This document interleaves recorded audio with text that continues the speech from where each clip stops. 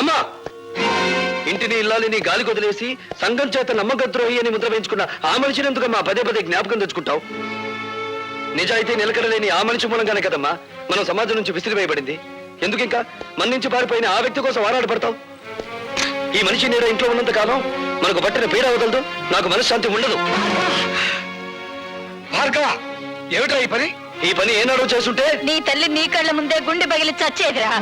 అమ్మా భార్గవ, మంగళసూత్రం కట్టించుకున్న నాకు లేని ద్వేషం నీకెందుకు ఆయన మీద?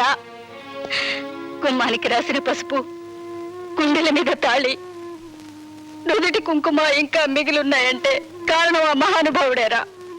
నేను బ్రతుకుండగా నువ్వు ఆయన్నే అనద్దు.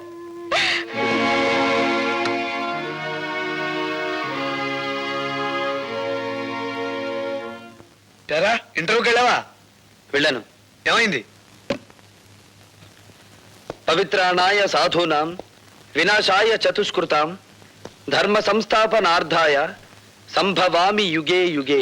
ఏమిటో ఈ పెద్ద పెద్ద శ్లోకాలు చెప్తున్నావు, ఏమిటి దానికి అర్థం? పాపం పడినప్పుడల్లా భగవంతుడు అవతరిస్తాడట. అలాగే అవినీతి రికమెండేషన్లు పెరిగినప్పుడల్లా మనబోటి వాళ్ళ ఉద్యోగ అవకాశాలు ఉష్కాకైపోతాయి. ఒక్క ముక్క అర్థం కాలేదు, ఏమిటి సరిగ్గా చెప్పు. నీ ఆటో తాళాలు ఎక్కడున్నాయి? ఎందుకు? ఉద్యోగం రాలేదని దేశాన్ని తట్టుకుండా నేను కూడా ఆటో నడుపుతాను.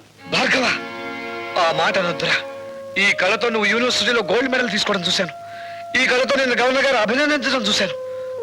అటువంటి ఈ కళతోనే నువ్వు ఆటో నడపడం నేను చూడలేనురా. వద్దు. ఈ దేశంలో మేధావులు నిరాశతో, నిస్పృహతో, నిరుత్సాహంతో రోడ్డులు పడితే ఏం జరుగుతుందో నాకు తెలుసురా. ఏం జరుగుతుందిరా? రక్తపాతం. ఇండియన్ హిస్టరీ ఎక్కువ చదివినట్టున్నారా, అందుకే నీకు రక్తపాతమే గుర్తుకొస్తుంది. ఏరా, నేను ఇంత సీరియస్ గా చెప్తుంటే నీకు నవ్వులాటగా ఉందా? అదొక్కటేరా మనపోటి మధ్యతరగతి వాళ్ళకు మిగిలిన ఆస్తి.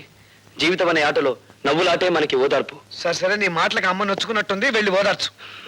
ఓదార్చిన ఆగని ఆవేదన రానాయన అది. అయితే నన్ను ఓదార్చు. దేనికి?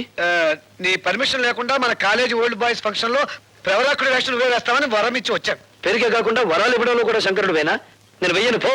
చంపావు. ఎన్నో రాత్రులొస్తాయి గాని రాది వెన్నెలమ్మా, ఎన్నో ముద్దులిస్తారు గాని లేది వేడి చెమ్మా.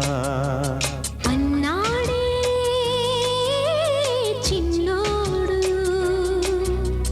అన్నిట్లో ఉన్నోడు. ఆహా, ఎన్నో రాత్రులొస్తాయి గాని